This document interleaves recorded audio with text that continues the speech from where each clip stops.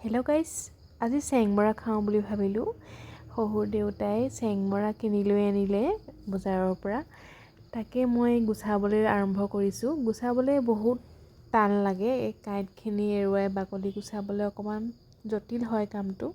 সেইকাৰণে মই কৰি থাকোঁতে অলপ দেৰি হ'ল আৰু মই অকণমান স্পীডত দি সোনকালে কৰাৰ ভিডিঅ' কৰিছোঁ যদিও কৰোঁতে বহুত দেৰি লাগিল। এইখিনি মই গোটেইখিনি এডাল এডালকৈ গুচাওঁতে আমনিয়ে লাগি গ'ল আৰু তথাপি গুচাবতো লাগিবই আৰু সেইকাৰণে গুচালোঁ, লগে লগে ভিডিঅ'টো কৰি থাকিলোঁ আৰু ভিডিঅ'টো খৰ কৰি দিলোঁ যিহেতু আপোনালোকে চাই আমনি পাব। এইখিনি গুচাই হৈ গ'ল। তাৰ পাছতে মই কেৰাহীটো পাতি এতিয়া ভাজিবলৈ ল'লোঁ। কেৰাহীটোত তেল গৰম হোৱাত তাত পিঁয়াজ দিলোঁ। পিঁয়াজখিনি অলপ সময় ভাজি তাত হালধি অলপ দি দিলোঁ।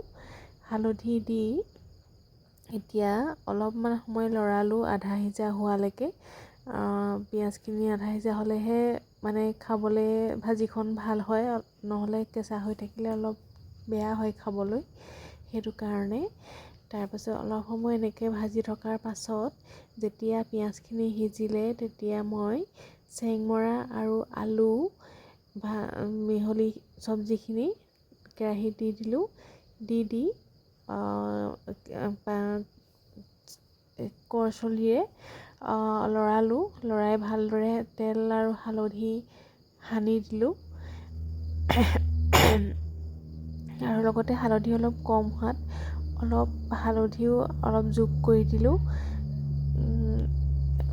আৰু তাৰ পাছতে অলপ সময় লৰাই থাকিলোঁ। লৰাই থকাৰ পাছত অলপ ঢাকন দি সিজিবলৈ দিলোঁ। তাৰ লগতে নিমখ অলপো দি দিলোঁ, ক'বলৈ পাহৰিছিলোঁ। নিমখ জোখমতে দিলোঁ আৰু তাৰপিছতে লৰাই থাকিলোঁ।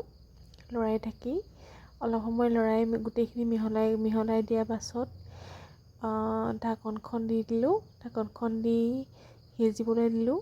চেংমৰা ভাজি খাই কোনে কোনে ভাল পায় বাৰু ক'বচোন। মোৰ কিন্তু খাই ভাল লাগে দেই চেংমৰা ভাজি। চেংমৰা বহুতো ঔষধি গুণো আছে, সেইটো কাৰণে চেংমৰা মাজে সময়ে খাব লাগে। দামো ইমান বেছি নহয় চেংমৰাৰ, তথাপি বহুতো ভাল গুণাগুণ আছে। ইমান কম দামতে ইমান ভাল চব্জি এটা পোৱা যায় যেতিয়া খাব লাগে।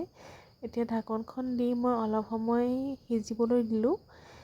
সিজিবলৈ দি 4-5 মিনিটৰ পিছত পুনৰ অকণমান লৰাই চালোঁ যে কিমান সিজিছে।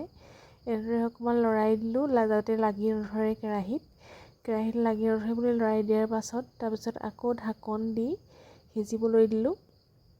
এনেদৰে ঢাকন দি মই মাজে মাজে ঢাকন দি 5 মিনিটৰ মূৰে মূৰে চেক কৰি থাকি সিজিবলৈ দিলোঁ।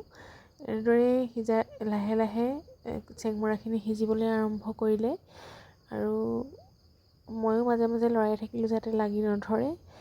আৰু চেংমৰা মই বহুত দিনৰ মূৰে মূৰেহে বনাওঁ, কাৰণ চেংমৰা পাবলৈ বহুত টান। কেতিয়াবাহে বজাৰত ওলায়, সেইকাৰণে চেংমৰা বহুত দিনৰ মূৰতহে বনোৱা হয়।